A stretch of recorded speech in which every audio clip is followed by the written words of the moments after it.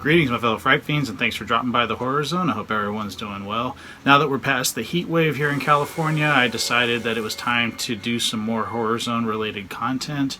My creative juices are going, like I said in my last video where I showcased some new Blu-rays and DVDs that I'd picked up.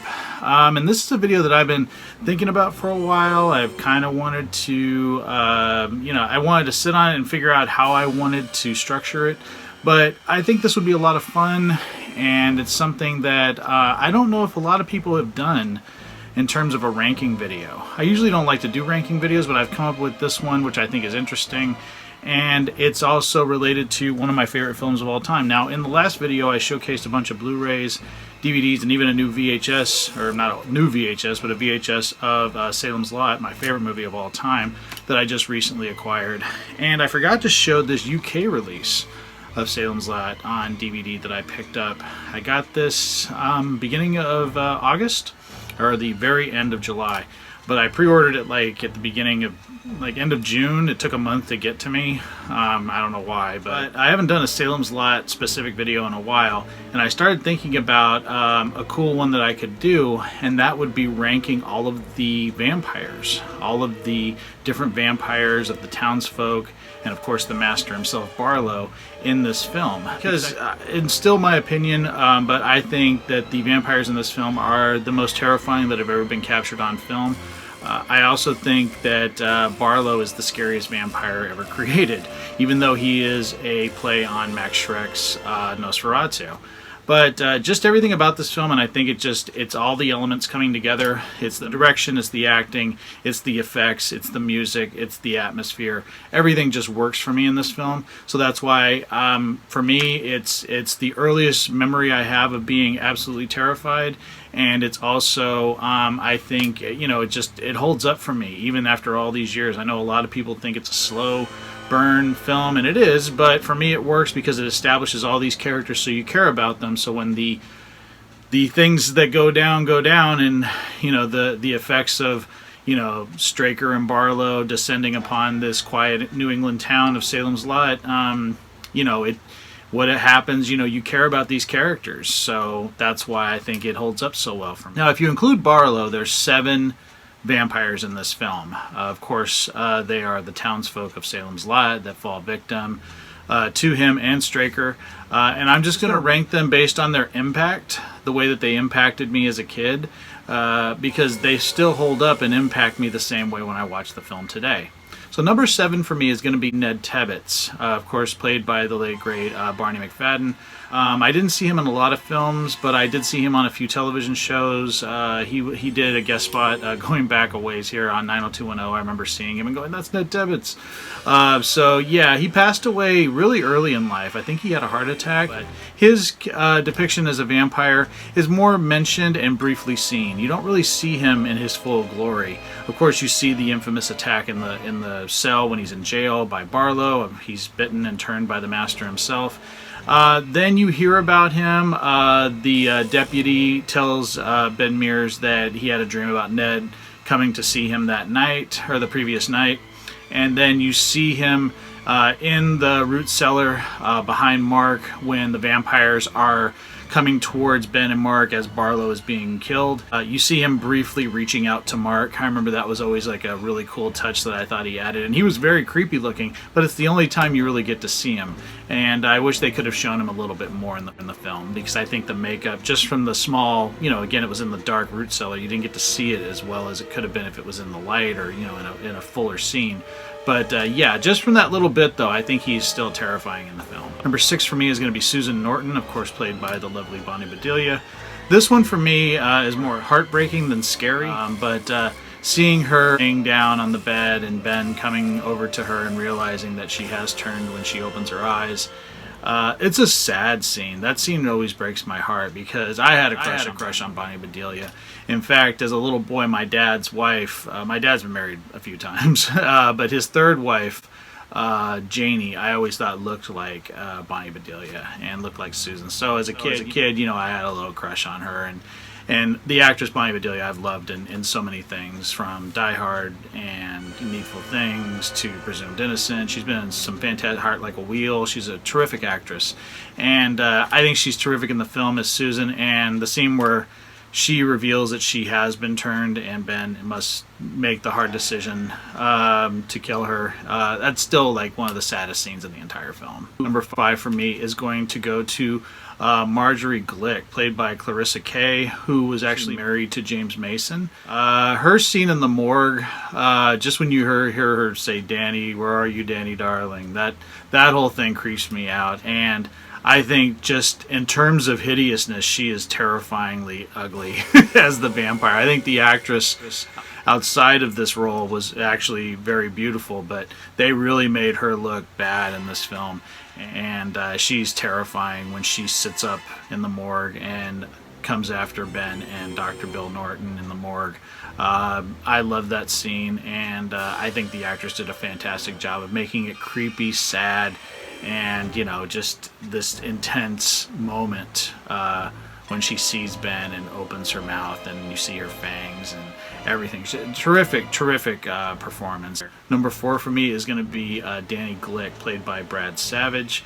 I think his introduction as a vampire is one of the scariest scenes in the film, and that's when Mike Ryerson jumps down into the grave and opens the coffin, and he's just laying there with his eyes open.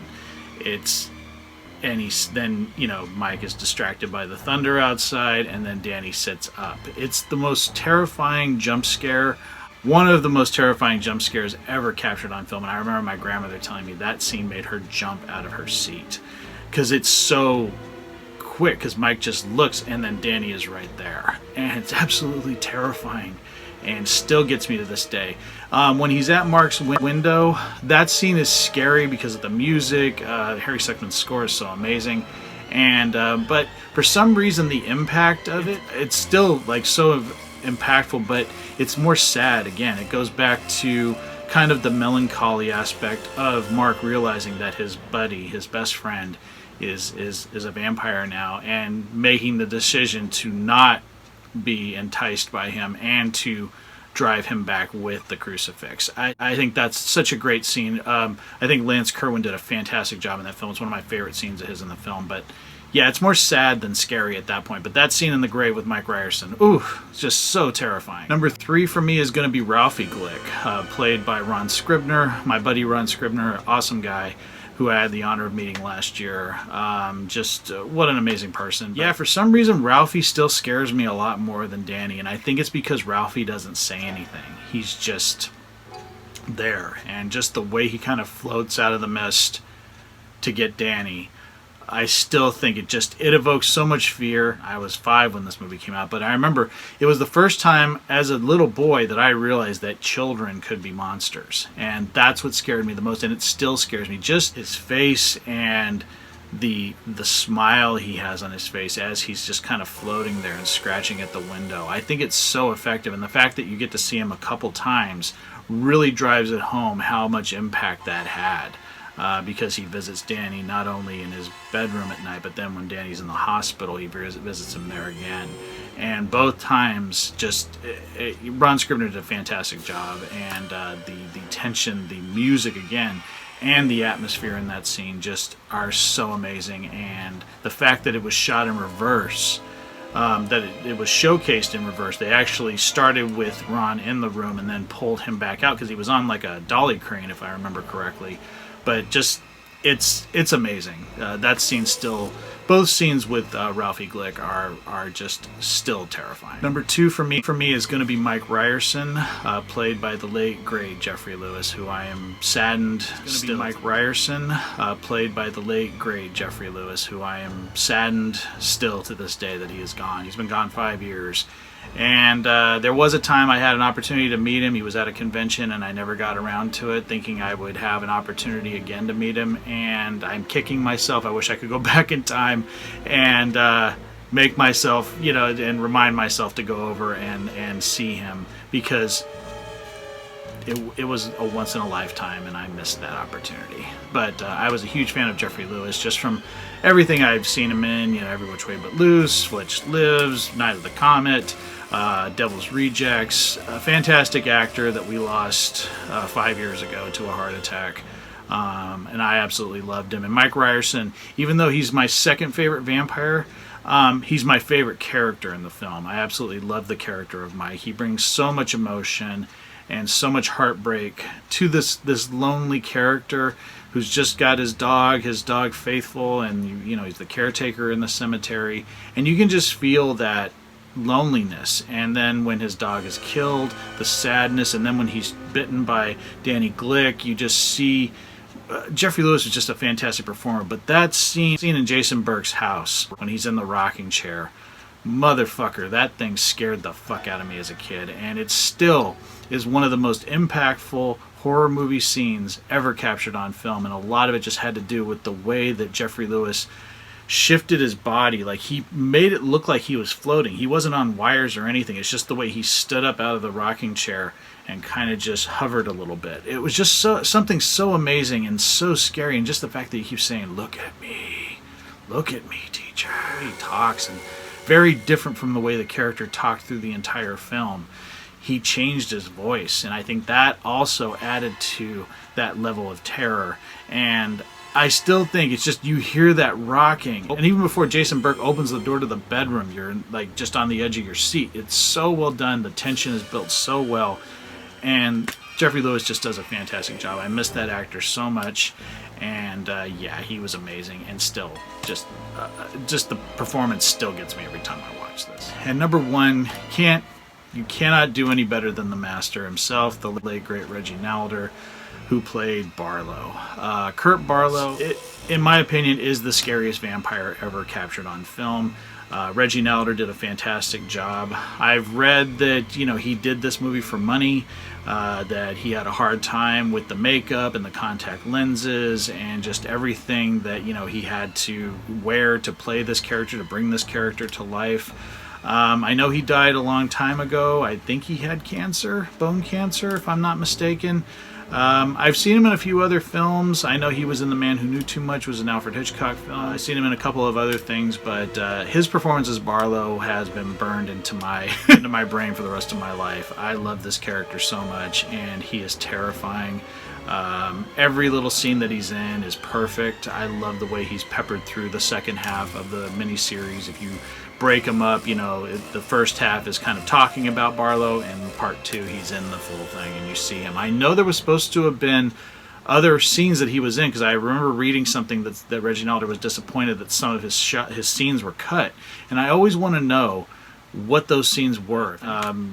He just brought this character to life, and I'm forever grateful. This film is just amazing, and a lot of the people that contributed to this film are long gone now, which is sad, but I'm grateful for the memories. I'm grateful to have it. Those are my picks for the ranking of the vampires in Salem's Lot. So I'm curious if what everybody else thinks of my ranking, if you guys would rank them about the same.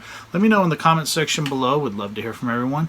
Thanks so much again for the support and for watching the Horror Zone videos. I really appreciate it. And I promise there's some really good stuff coming up real soon. So thanks so much for watching. Take it easy. Have a great weekend. Stay scared as always.